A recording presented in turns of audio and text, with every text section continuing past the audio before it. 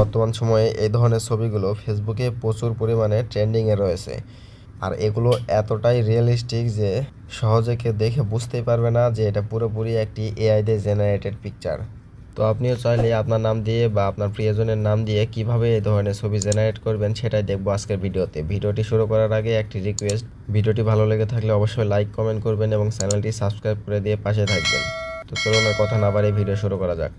তো গাইজ, আমি আপনাদের বোঝানোর সুবিধার্থে কম্পিউটার স্ক্রিন থেকে দেখাই দিতেছি। আপনারা সেম প্রসেসে আপনাদের ফোন দিয়েও করতে পারবেন, কম্পিউটার হোক বা ডেস্কটপ, প্রসেস একই। ফার্স্ট অফ অল আমরা আমাদের ফোনে অথবা ডেস্কটপে থাকে যে কোনো একটি ব্রাউজার ওপেন করে নিব। দেন সার্চ বারে লিখবো আইডিওগ্রাম লিখে সার্চ করব।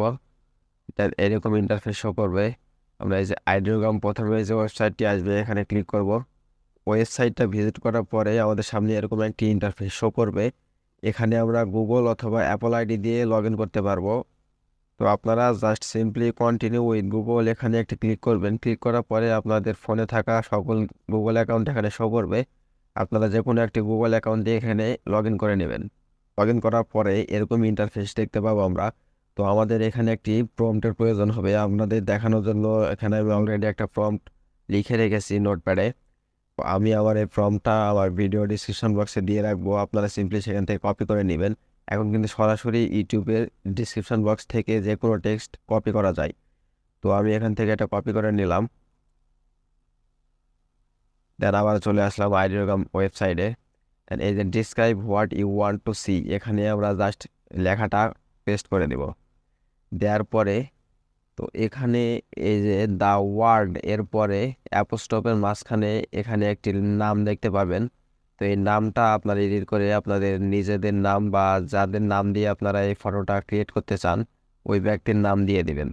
তো আমি এখান থেকে এটা কেটে দিয়ে আমি এক্সাম্পল একটা নাম দিতেছি, আমাদের চ্যানেলের নাম দিতেছি। তো এখানে আর কিছু করার দরকার নাই, আপনারা সিম্পলি জাস্ট এখান থেকে আপনাদের নামটা এডিট করে বসায় দেবেন। এই যে আমি এখানে রয়্যালস ক্লিক লিখে দিলাম। তো এই অ্যাপোস্ট্রফের মাঝখানে আপনারা যে নাম দিয়ে এই ফটোটা জেনারেট করতে চান ওই নামটা জাস্ট এখানে বসায় দেবেন। দেন এখানে বেশ কয়েকটি অপশন পাবো। এই যে ম্যাজিক প্রম্পট, এটা অনই রাখবো আমরা। অ্যাসপেক্ট রেশিও, আমরা যেই রেশিওতে এই ছবিটা চাই তো এখান থেকে ওইটাই জাস্ট সিলেক্ট করে দেব। আমি 1:1 রাখলাম। ভিজিবিলিটি এখানে পাবলিকই থাকবে। তখনই আমরা এখানে প্রাইভেট করতে যাব, দেখবেন যে এখানে আমাদের প্রিমিয়াম ফিচার আনলক করতে হবে। তো আমরা যেহেতু ফ্রি ইউজ করতেছি এটা আমরা প্রাইভেট করতে পারবো না, আমাদের এই ক্রিয়েশনটা পাবলিকই থাকবে।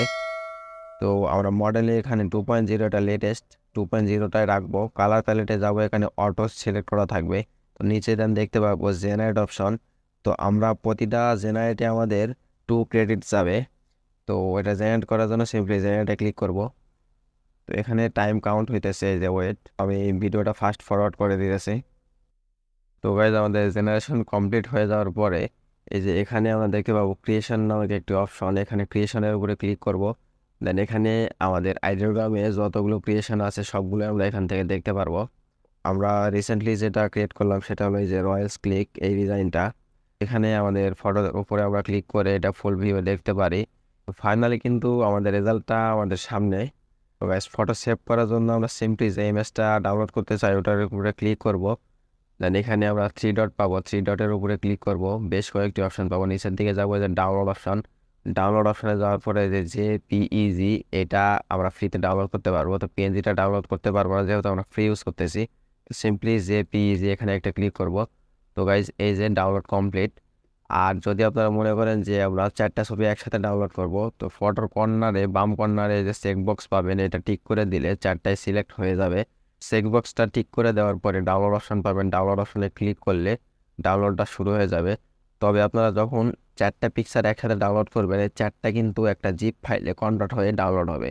এই যে একটা জিপ ফাইল ডাউনলোড হয়েছে, তো এটাকে আবার আমাদের আনজিপ করতে হবে। দেন আমরা এই 4টা পিকচার পাবো। আনজিপ করা যদি আপনার কাছে ঝামেলা মনে হয় তাহলে জাস্ট আপনি এখান থেকে সিঙ্গেল ইমেজ ডাউনলোড করে নেবেন। তো নিচের দিকে বাম কর্নারে আমরা প্রোফাইল আইকনের নিচে 3 লাইন পাবো, এখানে ক্লিক করলে আমরা দেখতে পাবো আমাদের কতটা ক্রেডিট রয়েছে। তো পার ডে কিন্তু আমরা 10টা ক্রেডিট পাবো। এখানে প্রতিটা জেনারেশনের জন্য আমাদের এখান থেকে 2টা করে ক্রেডিট কেটে নেবে। তো গাইজ, এই ছিল আজকের ভিডিও। Thanks for watching. আল্লাহ হাফেজ।